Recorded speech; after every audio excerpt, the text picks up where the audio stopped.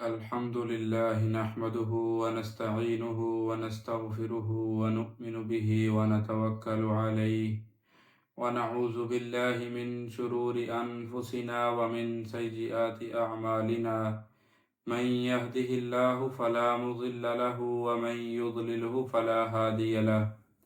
ونشهد أن لا إله إلا الله وحده لا شريك له وأشهد أن سيدنا ومولانا محمدا عبده ورسوله صلى الله عليه وعلى آله وأصحابه وبارك وسلم تسليما كثيرا. أما بعد،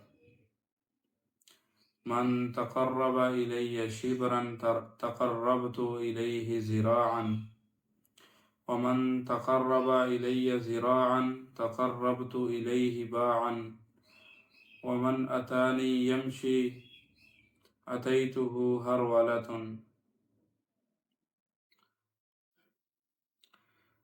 تو جیسا کہ آپ حضرات کو معلوم ہے کہ رمضان المبارک کا برکتوں والا مہینہ شروع ہے، تو آج میں نے حدیث قدسی جو ہے وہ تلاوت کی ہے، تو انشاءاللہ اسی پر بات ہوگی. حدیث قدسی میں آپ صلی اللہ علیہ وسلم نے فرمایا: من تقرب الی شبرا تقربت الیہ ذراعا.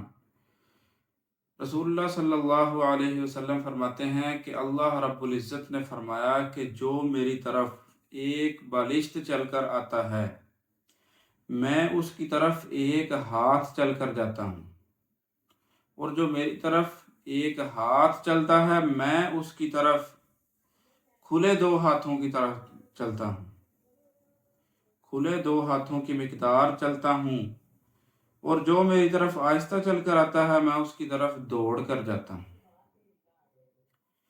تو اب یہ سمجھے کہ حدیث قدسی کسے کہتے ہیں. حدیث قدسی اس حدیث کو کہتے ہیں جس میں نبی کریم صلی اللہ علیہ وسلم کوئی بات اللہ جل شانہ کی طرف نسبت کریں، اللہ جل شانہ کی طرف نسبت کر کے بیان کریں کہ اللہ رب العزت نے یہ فرمایا.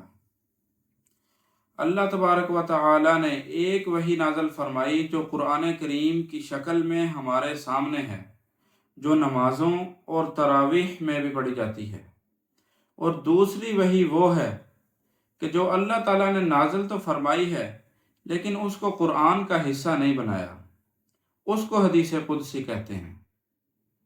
کہ جس کو قرآن کا حصہ نہیں بنایا بلکہ اللہ تعالیٰ کی طرف سے ہی نازل ہوئی ہے اور اس کو قرآن کا حصہ نہیں بنایا، اسی کو حدیث قدسی کہتے ہیں.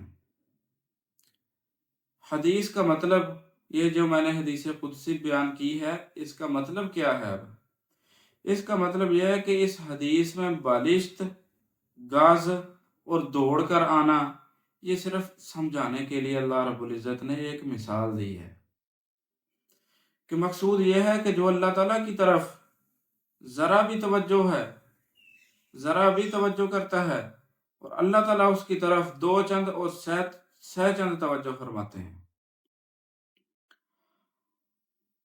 حق تعالیٰ کی مغفرت جو ہے یہ اسی ہی کی عنایت ہے، اور کوئی نہیں کر سکتا. کہ اگر حق تعالیٰ اتنی توجہ نہ فرمائیں تو انسان کی کیا مجال تھی جو ان تک پہنچ سکتا. اللہ رب العزت کی ذات تک کوئی نہیں پہنچ سکتا. اگر اللہ تعالیٰ توجہ نہ فرماتے تو کوئی بھی اللہ تعالیٰ کی ذات تک پہنچ نہیں سکتا. پھر اللہ تعالیٰ کی توجہ اور نیک کاموں کی توفیق جو ہے یہ بھی اللہ تعالیٰ کی طرف سے ہے. اس کا اصل یہ ہے کہ ذرا توجہ کی دیر ہے، بس انسان اللہ جل شانہ کی طرف توجہ کر لے، اس کی بندگی اور اطاعت کی طرف توجہ کر لے تو اللہ تبارک و تعالی اس کو اور زیادہ توفیق عطا فرماتے ہیں.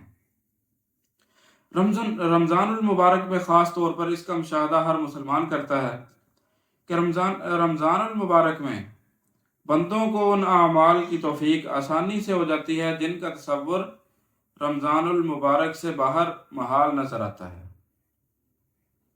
جیسے عام دنوں میں 5 نمازوں کا ادا ہو جانا ہی اچھا خاصا مشکل نظر آتا ہے، چہ جائے کہ نماز تراویح کی 20 رکعت پڑھے۔ اس طرح آخری شب میں اٹھنا عام دنوں میں بہت بھاری لگتا ہے، لیکن رمضان المبارک میں اللہ تبارک و تعالی اپنے فضل و کرم سے سحری کے لیے اٹھنا آسان فرما دیتے ہیں۔ یہ اس لیے ہوتا ہے کہ رمضان المبارک کے شروع ہی سے ہم اپنا ذہن بنا لیتے ہیں کہ رمضان کا مہینہ آ رہا ہے، اس میں کچھ عام دنوں سے زیادہ کرنا ہے، اور اپنی طرف سے کچھ ارادہ بھی کر لیا۔ اس ارادے کے نتیجے میں اللہ تبارک و تعالی نے ہمیں ہمت دی، طاقت عطا فرما دی۔ اس ہمت و طاقت کی وجہ سے وہ کام کر رہے ہیں جو عام دنوں میں نہیں ہو پاتے۔ اللہ تبارک و تعالی نے رمضان المبارک کے مہینے میں نہ جانے بندوں کے لیے کیا کیا حکمتیں اور کیا کیا فوائد رکھے ہیں۔ ان میں سے ایک اللہ پاک یہ دکھا دیتے ہیں کہ ارے میری طرف تھوڑی سی توجہ کر کے تو دیکھو، میری طرف تھوڑا سا دھیان تو دو، دھیان دے کر تو دیکھو۔ تم 1 قدم بڑھو گے، میں 2 قدم بڑھوں گا۔ اس کا مطلب یہی ہے کہ تم 1 قدم میری طرف چلو گے، میری طرف آنے کا ارادہ کرو گے، اچھے اعمال کا ارادہ کرو گے، تو میں تمہاری توفیق کو اتنا ہی بڑھاتا جاؤں گا۔ تم 1 قدم کا ارادہ کرو گے، میں 2 قدم بڑھاتا جاؤں گا تمہاری اس توفیق کو، اور تم 1 گز بڑھو گے تو میں 2 گز بڑھاتا جاؤں گا۔ تم آہستہ سے آؤ گے، میں تیزی سے بڑھاتا جاؤں گا تمہاری اس توفیق کو۔ تو اس حدیث کا مطلب یہی ہے کہ اس میں صرف مثال دی ہے کہ تم 1 ہاتھ میری طرف آؤ، میں 2 ہاتھ تمہاری طرف آؤں گا۔ یہ مثال کے ذریعے اللہ تعالیٰ نے سمجھایا ہے کہ تم میری طرف آنے کا ارادہ کرو، نمازوں کی طرف آنے کا ارادہ کرو، تو میں تمہیں نماز پڑھنے کی توفیق اور بڑھا دوں گا، اور اسی طرح بڑھاتا جاؤں گا۔ جیسے قرآن کریم میں اللہ رب العزت کا ارشاد ہے وَالَّذِينَ جَاهَدُوا فِينَا لَنَهْدِيَنَّهُمْ سُبُلَنَا، کہ جو ہمارے راستے پر کچھ کوشش کرتے ہیں تو ہم ضرور بھی ضرور انہیں اپنے راستے پر اٹھا کر لے جائیں گے۔ حضرت حکیم الامت انہوں نے اس کا ترجمہ ایسے فرمایا کہ ہم ہاتھ پکڑ کر ان کو اپنے راستے پر کھڑا کر دیں گے۔ لَنَهْدِيَنَّهُمْ میں ہدایت کی اضافت دوسرے مفعول کی طرف بغیر صلہ کے ہو رہی ہے، جیسا کہ اهدنا الصراط المستقیم میں بھی اسی طرح ہے۔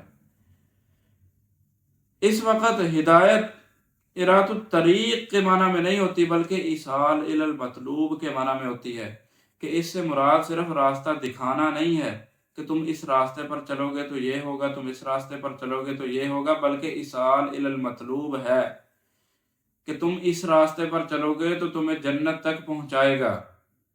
یہ ہے ایصال الی المطلوب، کہ اللہ رب العزت اس بندے کو ہاتھ سے پکڑ کر اپنے راستے پر چلا لیں گے جو اللہ تعالیٰ کی طرف بڑھنے کا ارادہ کرے گا۔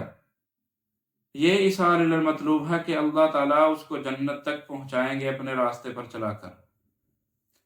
تو اس حدیث قدسی میں جو بھی بیان کیا گیا ہے، ہم سب دعا کرتے ہیں بارگاہ الہی میں کہ ہمیں نیک کاموں کی توفیق دے، توبہ اور استغفار کی توفیق دے، اور ہماری اس توفیق کو اور بڑھا دے، جیسا کہ حدیث قدسی میں بیان کیا گیا ہے